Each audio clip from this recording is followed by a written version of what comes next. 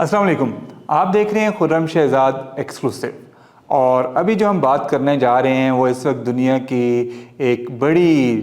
ख़बर आप कह लें कि वो डेवलप हो रही है। अभी तक मुकम्मल तौर पर नहीं हुई लेकिन बातें शुरू हो गई हैं और वो बातें हैं जंग बंदियों की। ईरान के फ्रंट पर भी जंग बंदी की बात हो रही है और पाकिस्तान और अफ़गानिस्तान के फ्रंट पर भी जंग बंदी की बात हो रही है। ये कैसे हो रही है, कब तक इसका इम्कान है और क्या ये मुमकिन हो पाएगी, इस पर हम आगे चलकर बात करेंगे। लेकिन उससे पहले आप सब्सक्राइब कर लें खुर्रम शहजाद एक्सक्लूसिव को।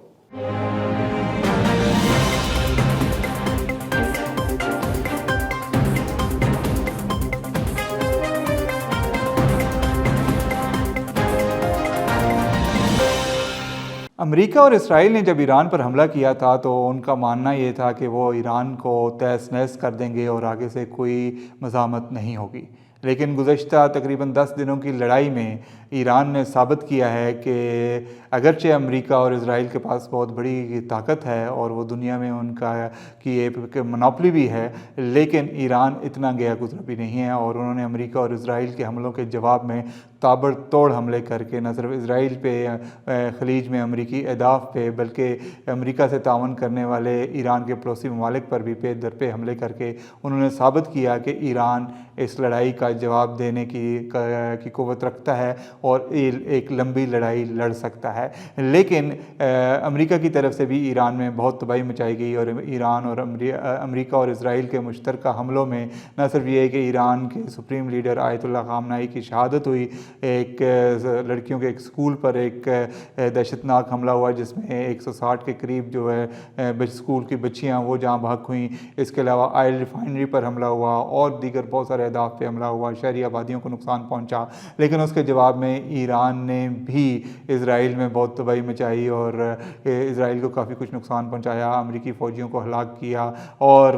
पूरे ख़ित्ते में अमेरिकी अहदाफ को चुन कर निशाना बनाया। उसके बाद से अब सदर ट्रंप जो पहले ये कहते थे कि मैं ईरान पर कब्ज़ा करूँगा और मैं ग्राउंड ट्रुप्स भेजूँगा और कुर्दों को तैयार किया जा रहा था, अब गुज़श्ता 2 रोज़ से सदर ट्रंप की बॉडी लैंग्वेज तब्दील हो गई है और वो ये कह रहे हैं कि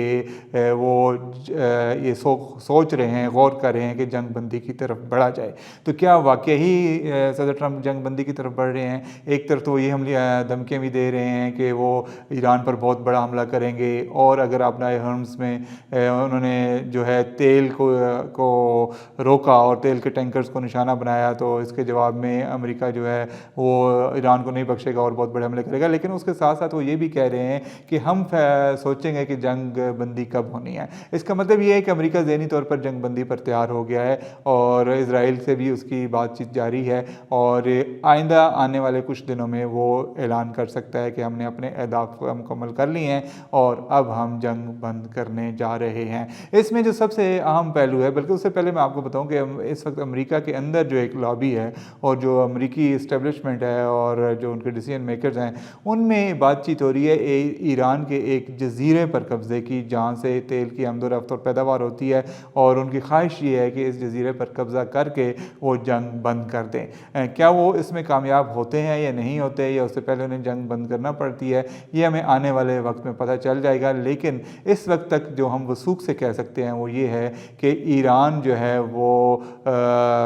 इस वक्त भरपूर लड़ाई लड़ रहा है, जवाब दिए जा रहा है अमेरिका को और अमेरिकी सदर ट्रंप इस बात पर मजबूर हो गए हैं कि वो गौर करें कि जंग को कैसे बंद किया जाए और आने वाले दिनों में जंग बंदी का इम्कान है, जंग बंद हो सकती है, चाहे उसका बहाना कुछ भी बनाएं। लेकिन हमें ये उम्मीद है और ये तवक्को कर रहे हैं जो कि इंटरनेशनली हमें नज़र आ रही हैं चीज़ें जो डेवलपमेंट्स हो रही हैं, उसके बाद ये इस बात के आसार पैदा हो गए हैं कि जंग जल्दी बंद होने वाली है और इसी वजह से आलमी मार्केट में आज तेल की कीमतों में कमी वाक़या हुई है। तो ये इसमें अच्छे की उम्मीद है कि इंशाल्लाह जल्दी ही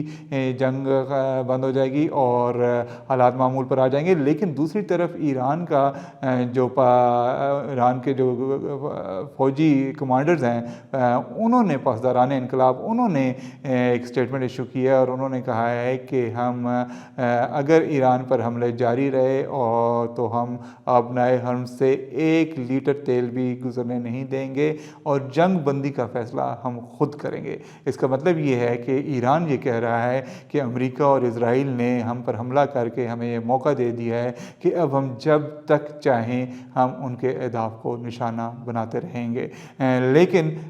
जो इशारे मिल रहे हैं उनके तहत ये लग रहा है कि ईरान भी जंगबंदी पर राज़ी हो जाएगा, क्योंकि ज़ाहिर है जहाँ अमेरिका को इतना बड़ा नुकसान पहुँच रहा है और पूरी दुनिया हिल के रह गई है इस जंग से, और पूरी दुनिया में मईशत जो है वो तबाही के दहाने पर पहुँच गई है और तेल की कीमतें आसमान को छू रही हैं, वहाँ ज़ाहिर है ईरान के भी मफाद में यही है कि यहाँ पे इस्तेकाम आए और मज़ीद हमले दोनों अतराफ से ना हों, और हमें यकीन है कि ईरान भी इस बात पर जल्द मान जाएगा। तो तवक्को ये की जा रही है कि जंग बंदी की खबर जल्द मिलेगी। दूसरी तरफ अफ़गानिस्तान के फ्रंट पर भी अफ़गान तालिबान को अब लगता है कि कुछ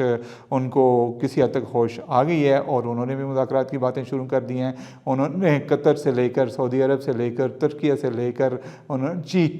चीन और रूस तक उन्होंने रब्ते किए हैं और उन्होंने कहा कि पाकिस्तान से हमारे मुज़ाकरात करवाएं और पाकिस्तान के हमले जो हम पर हो रहे हैं वो बंद किए जाएं। पाकिस्तान ने फ़िलहाल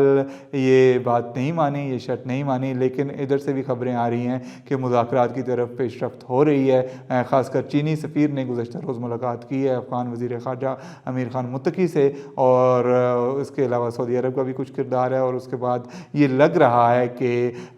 ये दोनों ममालिक भी पाकिस्तान और अफ़गानिस्तान एक मरतबा फिर मुज़ाकरात की मेज़ पर बैठेंगे। इसमें कुछ ये भी इतलात हैं कि अफ़गानिस्तान ने ये कहा है कि भैया आप हमले बंद करें तो हम शुरू से बातचीत पर आमादा हैं, बातचीत तैयार करेंगे, बातचीत पर तैयार हैं। लेकिन पाकिस्तान ने कहा है कि नहीं भाई, मुज़ाकरात होंगे तो वहाँ से होंगे जहाँ से इस्तांबुल में टूटे थे। ज़ाहिर है पाकिस्तान ये चाह रहा है कि अफ़गान तालिबान जो हैं वो एक्शन लें TTP के ख़िलाफ़, फितनतुल ख़वारिज के ख़िलाफ़ और फितनतुल हिंदुस्तान के ख़िलाफ़, BLA के ख़िलाफ़। और अगर अफ़गान तालिबान जो हैं वो इस बात पर एग्री करेंगे तो पाकिस्तान हमले बंद कर देगा। अगर वो इस बात पर एग्री नहीं करेंगे और कोई गारंटी नहीं देंगे तो ये हमले जारी रहेंगे। फ़िलहाल इस वक्त तक इतलात जो हैं वो ये हैं कि पाकिस्तान के एक सीनियर जो एक उलमा हैं उनका एक वफ़द मौलाना फजलुर रहमान खलील साहब की क़ियादत में वहाँ पर मौजूद है काबुल में, और वो कोई बैकडोर चैनल जो है वो बातचीत कर रहा है, क्योंकि उनके गहरे राब्ते हैं अफ़गान तालिबान से और जो है उनके मदरसों के भी रवाबित हैं उनसे। तो तवक्को ये की जा रही है कि वो कुछ एक एजेंडा लेके गए हैं, कोई पेपर लेके गए हैं जिस पर बात हो रही है बैकग्राउंड में, और अगर इस पर अफ़गान तालिबान रज़ामंद होते हैं तो फिर पाकिस्तान भी हमले रोकने पर रज़ामंद हो जाएगा। और अगर अफ़गान तालिबान कहते हैं कि नहीं सिर्फ मुज़ाकरात ही होने चाहिए और उसका कोई क्लियर एजेंडा नहीं होना चाहिए तो फिर पाकिस्तान हमले जारी रखेगा। तो अब तक के लिए यही दो अच्छी खबरें थी, हमने कहा आपसे जल्दी शेयर कर लें कि आसार पैदा हो गए हैं जंगबंदी के, और उम्मीद ये की जा रही है कि जल्द जो है वो ख़ित्ते में जंगें बंद हो जाएंगी और दोबारा से दुनिया अमन की तरफ लौटेगी, कम से कम ये खित्ता अमन की तरफ लौटेगा। अब ये किस हद तक ये जो इतलात हैं या जो इशारे हैं वो किस हद तक पाए तकमील तक पहुँचते हैं वो एक अलग बात है, लेकिन वो भी अगले एक आध दिन में वाज़े हो जाएगा कि वो किस तरह बात जा रही है। लेकिन अब तक ये अच्छे आसार थे और हमने सोचा कि हम आपको इनसे आगाह कर दें। आप देखते रहिए खुर्रम शहज़ाद एक्सक्लूसिव इस तरह के तजज़ियों और ख़बरों के लिए, और इसको लाइक भी करें, सब्सक्राइब भी करें और शेयर भी करें। अब तक के लिए इतना ही, बहुत शुक्रिया, खुदा हाफ़िज़।